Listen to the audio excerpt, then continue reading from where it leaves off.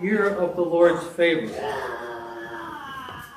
Today, we heard Isaiah admonish the people of Israel for not being God's light in the world. The people asked, "Why do we fast, but you do not see? Why do we humble ourselves, but you do not notice?" And the Lord answered, "Because you serve your own interests on your fast day, and you oppress your workers. Is this not the fast that I choose? To loose the bonds of injustice, to undo the thongs of the yoke, to let the oppressed go free? Is it not to share your bread with the hungry and bring the homeless poor into your house? When you see the naked, to cover them and not to hide yourself from your own kin? Then, when you do these things, your light shall break forth like the dawn." Implied in that reading, I think, is the idea that God's people's light had gone out. It needed to be rekindled. Those are powerful words that Isaiah gave us. As Jesus further emphasizes the same thoughts. Jesus lived those thoughts. And that's what he was all about. Jesus came not to abolish the law, the Torah, but to fulfill the law. He came to bring good news to the oppressed, to bind up the brokenhearted, to proclaim liberty to the captives, release to the prisoners, to proclaim the year of the Lord's favor. And that comes out of Isaiah also, a couple chapters later. And I say to you, this is the year of the Lord's favor, this very year. By living the gospel, Jesus had crowds gathered around him. By living the gospel, we can too. Wow, this microphone is doing something weird here. A few years ago, I read an article. It had a survey about U.S. religious knowledge. The results had been reported in the New York Times. Reading the survey was like watching a Jeopardy show. It's a Jeopardy show that actually happened when one of the categories was something about biblical characters. Only one or two of the questions were ever answered, and time ran out on the rest of them. In the religious knowledge survey, those who scored the highest were atheists and agnostics. Jews and Mormons did pretty well, but the rest of the people didn't do so good. The reason that the atheists and agnostics did well was because they kept on going back to the scriptures to remind themselves of what it was that they didn't believe or didn't believe in. The Jews and the Mormons are more family-oriented, and they tend to research and then spread knowledge through their families of the scriptures. What the writer of the article concluded was this: the enemies of American religion, at least in matters of knowledge, are not the agnostics and the atheists, but people's own indifference, coasting through life, taking the drama of faith for granted. That survey can be a wake-up call, or it can be an occasion for the multitudes to simply push the snooze button and go back to sleep again. But if all we do is to push the snooze button, we will be caught up short at some point, at some day. And that day could be coming very soon. How many of us have a Facebook page?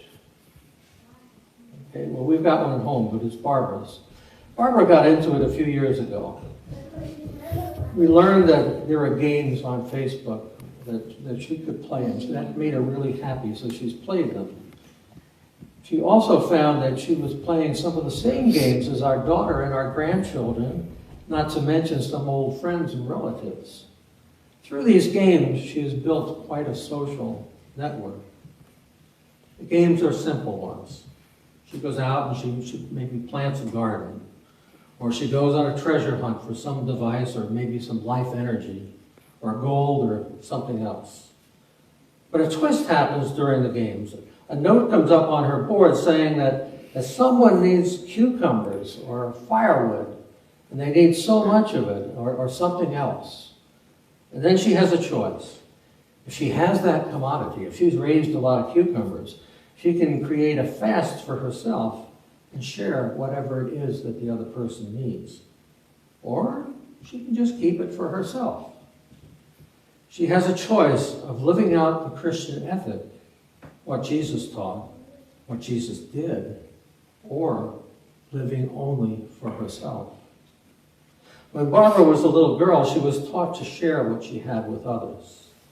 So she regularly sends power packs and gold and veggies and whatever someone needs, hatchets, I don't know, whatever the items are. She regularly sends them out. And when I asked her about her generosity, she said, well, you know, sometimes I need help. And if I ever want others to help me, then I need to help them first. And, you know, that kind of comes back to you. Through her actions, Barbara's being a light to others so that she can walk in the light too. Barbara has been a light to me. I wasn't quite that giving. In a game that I used to play, I needed 3 keys to open a mystery box. And for a long time, I would search and search and search the board for these keys, and often I never found them. And you needed 3 keys each day to open that mystery box. Other people would send me requests for keys, and these things were just so precious that I said, no, I don't think so. And I'd never sent anything off until Barbara got after me, and then one day I followed her advice and sent a key to someone, and sent another key to someone else, and sent another key to someone else. And then all of a sudden I found that I had 3 keys coming back to me each day so that I could open up a box each day and reap whatever the benefit was from it. Jesus said, you are the salt of the earth. But as salt has lost its taste, it's no longer good for anything. To the rabbis of Jesus' day, salt was a metaphor for spirituality, for godliness, for Holy Spirituality. Using that sense of the words for salt, we can reread what Jesus said. His disciples were bearers of spirituality, of godliness, of holy spirituality to those around them. They were a light to those other people. But if they lost their spirituality, they lost their light too. They didn't use the spirituality. It would never get out to other people. The fact is that the disciples did carry their spirituality into the world. And so it is with us. If we choose, we can be the light. We can be that spiritual light, that spiritual salt for other people, if we choose. Someone once suggested that salt, just for its own sake, is pretty useless. I mean, it's good for melting snow, but other than that, it doesn't have too many uses. And so is faith. So how is salt and faith to be used then? To be a witness of Christ does not mean engaging in propaganda, what ought to be done, and which is something I'm good at. I can stand up here and say what ought to be done. Do I do it? It does not mean saying a group of words. Each time I go to New York City to maybe attend a class or something, I'm reminded that there is such a thing as light pollution. The city itself produces so much light that if we look up on even a clear night, we can hardly see the skies and the stars. If we say many, many words but never act on those words, we become like that light pollution. And no one can see the stars. No one can find their way because we have not been a beacon to those people to help them see. I need your help. I need everybody's help. Maybe, I hope we're going to have a coffee hour because I'd love to get some feedback from people. I'm attending a class right now. But it started last October. Last October, what I had known as Columbus Day came and went. It's the beginning of October. except that I did not hear it called Columbus Day.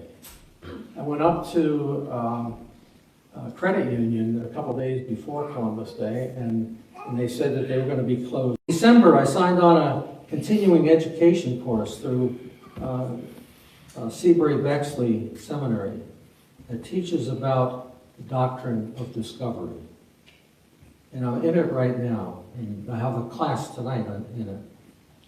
It seems that back in the 1400s, a couple of popes wrote papal bulls that said something to the effect that the lands, when they were explored, if there were no people, in other words, no Christians living there, then the lands were considered vacant and they could be claimed by the exploring country.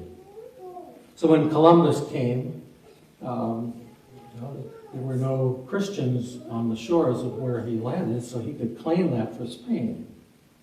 So the Europeans discovered new lands across the Atlantic. They found no Christians living there. They did not recognize the inhabitants as being even fully human. They were barbarians. They were savages. You know, there are people in our country right now that still think that Native Americans are savages. So they claimed the lands for their home country, and they gave the area a new name. I think Columbus called it Hispaniola. A century or so later, many settlers had gotten on ships and they had come to this side of the Atlantic. They wanted land. They were used to land ownership. But the land already had occupants on it. So little by little, they practiced the genocide. In Massachusetts colony, there's actually a document that they found that was an official mandate that ordered that blankets infected with smallpox be given to the Indians. You know, that's biological warfare. Whole villages were wiped out. And I think having just gone through a pandemic, that should be very real to us. Because the same thing happened to villages that happened all over the world. 6 million people died in the world from the pandemic. A couple of centuries later, a new way was found. The children were taken from their tribes, taken from their homes, and they were transported to boarding schools where their heritage could be taken out of them. They weren't allowed to follow their heritage, and they could be indoctrinated into the white culture.